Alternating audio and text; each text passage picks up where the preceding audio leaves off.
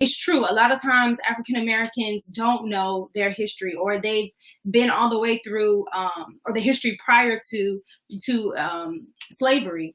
And, you know, I think it's important. That is why we must take the journey back home. That is why we must go to Africa, you know, because you can't really understand just from a textbook, or you can't really understand from a book, and you may not be able to get it from somebody on the side of the road. So go back, have the experience, find people who are open, welcoming, and willing to show you, and willing to teach you the culture, because they're here. You know, I experienced so many people who were open to me when I went to Ghana. Like when I showed that I had a sincere, genuine interest in learning about the culture, learning the language, people opened up their homes to me, their arms to me, and welcomed me in. And I think when we go and make that step and show that we're genuinely interested and that we want to connect, people will react the same way to us. And for those, to be fair, for those who are never maybe going to ever travel to Africa, because I met a man who told me he's never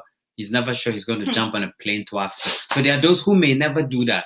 But the reality is that if you never do that, knowledge is abound today. Information is everywhere. There are a lot of Africans who live in America.